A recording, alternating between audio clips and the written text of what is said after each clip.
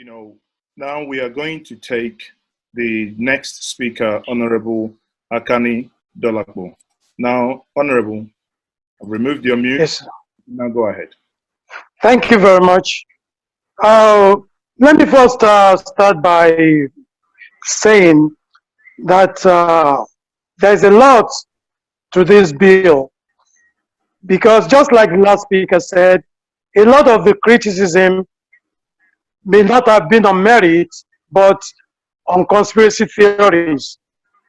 Fine, there are a lot of things that need to be changed about the law. And there are a lot of things. People have complained about plagiarism, which I agree with to some extent. But in so many cases, we need to search ourselves. We cannot compare the way we behave with the way some normal people behave. Look, for instance, about 3 days ago, last week, when the partial lockdown was lifted, you never expected people who are in their right minds to behave in the way people behaved. So we need, as a matter of fact, to put some things in place to be able to correct all these ills, or else we just keep on talking and talking and talking and nothing will happen. We need laws that fit our communities and our society. Even as Africans, we need laws that fit our community and our culture. The average Nigerian, when he gets to the Republic of Benin, just next door, behaves very well. But when he is in Nigeria, he wants to flout every law available. Why is that? So apart from orientation, I think law enforcement too has been zero, because in the past few days too, there is lockdown from every state. And you see people who left Lagos and being stopped in Abuja. How did they get there? The law enforcement agents are at every border. So we have a lot of things and a lot of catch-up to do. And number one, about this bill. You see, in an emergency situation, notwithstanding, don't get me wrong, please, notwithstanding, if you even leave out the jurisdiction of the courts, when the law is made, anybody can challenge it at any time.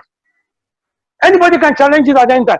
And moreover, I want us to know that in this instance, if you don't probably put some force, some type of strong language in the law, our people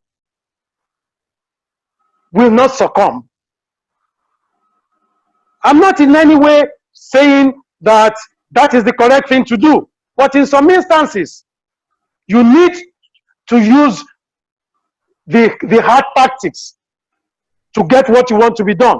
We see people who are COVID-19 positive, who are already receiving treatment, escaping from the treatment centers.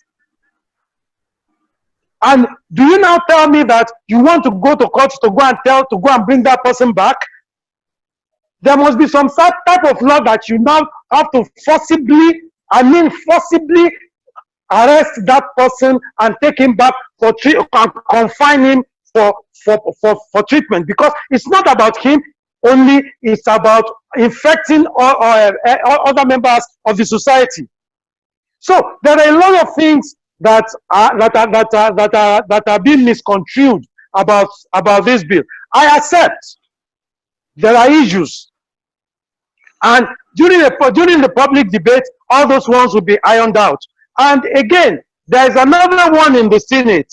Everything will now be consolidated, and at the public hearing, everybody will have to bring in and chip whatever it is done, whatever is supposed to be done.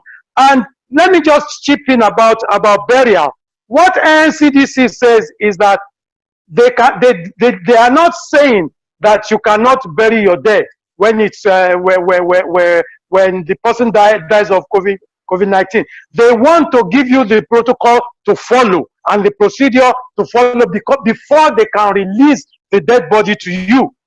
That is what they said, because they came to Parliament about some days ago, and this question came up. And they did not say you cannot have your dead body. What they said is that they will not release the dead body to you unless they are very, very sure that you follow the mandatory steps that they have issued out. That's another thing. Then I want to go to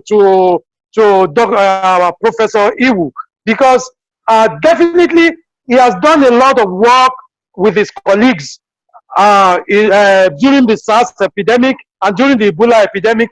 Now, all those things and all those inventions and researches that they made, where did it end? Where did it end? Is it, I'm putting a question to him. Sir, do you think it is deliberate that probably because of the side of the world all these things are coming from, that the West don't want that cure to be, for Africa to get the pass mark or what? Because I don't understand. When there's a situation and people get together to try to find answers, and those answers, like you said, are in public, are public knowledge, and everything is not hidden, then why are they not being progressed to a testing stage? And what is the Nigerian government doing? How far have you gone to engage the government of Nigeria to push this a step further? So that is my question to Professor Iwu. And on the last note, please. And I think that we need, as a matter of urgency, to get everybody involved. It is a total disgrace for this country to be now, after about a month plus, to be under 20,000 of COVID-19 testing. It is a total disgrace. Total disgrace. We need to up our game. And just yesterday, we were going about 300 with 18,000 in a single day. So I don't know why NCDC, if they have a problem, they should let the whole world know. If they have a problem, they should let Nigerians know. But 18,000 tested so far, honestly, I am short of words. Thank you so much. Thank you very much, Honorable. And in your closing remarks, we've noted the questions you have for Professor Maurice, and I believe Professor has written the questions down. Your closing remark, you blamed the government. And thanks goodness, some of you here are part of the government.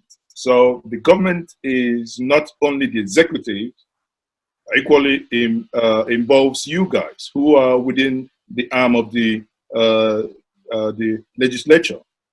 So if we blame the government, it is a collective blame. The next speaker. I agree. So the next speaker.